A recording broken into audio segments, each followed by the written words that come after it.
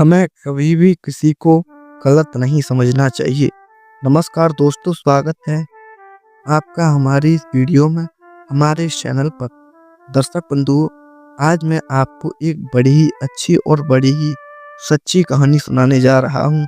दर्शक बंधुओं, यह जो मैं आपको कहानी सुना रहा हूँ, यह कहानी है तो छोटी, लेकिन इस कहानी से जो हमें सीख मिलेगी वह हमारे जीवन में एक बहुत लाभकारी सीख होगी। क्योंकि अक्सर करके हमारे जीवन में ऐसा होता है कि यदि कोई भी किसी भी चीज़ को मना कर दे, हम उसे गलत समझने लगते हैं। हम उस व्यक्ति को ही गलत समझते हैं। लेकिन कभी-कभी ऐसा होता है कि कोई मजबूरी रहती है, जिसके चलते वह हमसे किसी भी चीज़ की मना कर देता है।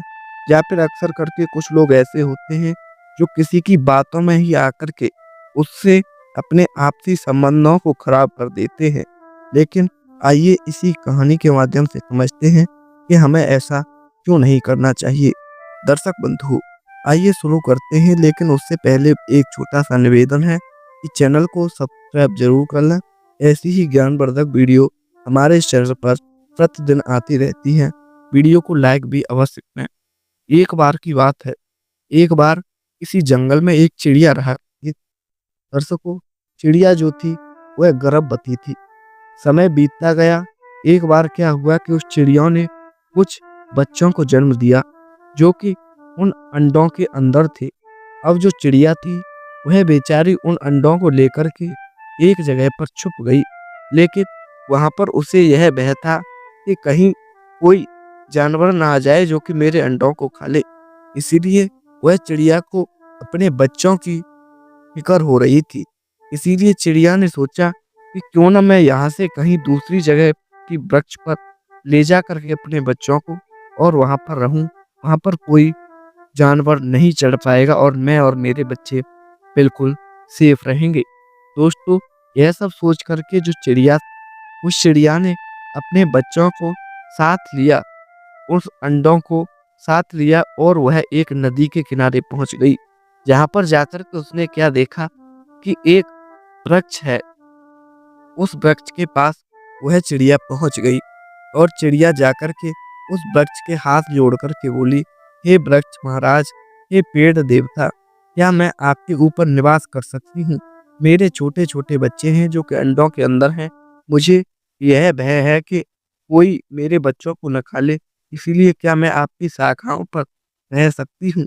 दोस्तों, जो वृक्ष था, जो पेड़ था, उसने तुरंत ही मना कर दिया और कहा, नहीं चिड़िया, तुम मेरे ऊपर नहीं रह सकती हो। मैं तुम्हें अपने ऊपर स्थान नहीं दे पाऊंगा। तुम कहीं दूसरी जगह जाकर रहो। तुम मेरे मेरे ऊपर नहीं रह सकती हो।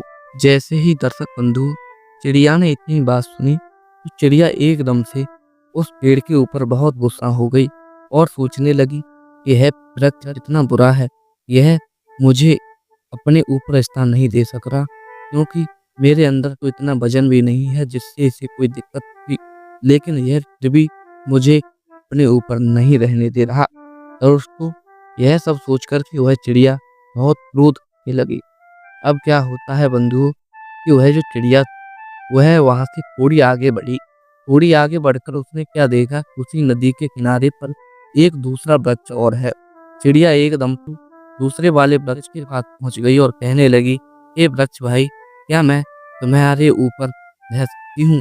क्योंकि मेरे छोटे छोटे बच्चे हैं जो कि अंडों के अंदर हैं, उन्हें मैं कहाँ ले भरी होंगी, क्योंकि कोई भी जानवर आकर के मेरे बच्चों को खा जाएगा, जिससे मुझे बहुत दुख होगा। इसलिए मेरे ऊपर दया करो और तुम मुझे अपने ऊपर स्थान दो।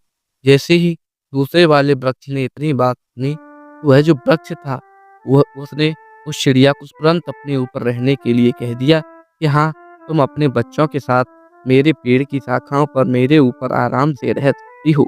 मैं कुछ मना नहीं करूँगा। अब दोस्तों, वह जो चिड़िया उसने अपने अंडों को लिया और उसी वृक्ष की खोए में एक जगह बना ली, जहाँ पर कोई जानवर न चढ़ सके। थोड़ा ऊपर उसने अपने बच्चों को ले जा करके रख लिया। इधर वह जो चिड़िया था, वह प्रतिदिन अपने भोजन पानी का इंतजाम करने के लिए सुबह सुबह निकल जाती। अब उसे अपने बच्चों का भी भय नहीं था कि उसके बच्चों को कोई मार देगा। अब जो चिड़िया क्या वह प्रतिदिन निकल जाती और आराम से शाम के समय आती थी। एक दिन क्या हुआ, वह जो लगभग 2-3 दिन बाद वह जो चिड़िया वह उसी वृक्ष में अपने बच्चों के साथ बैठी हुई थी।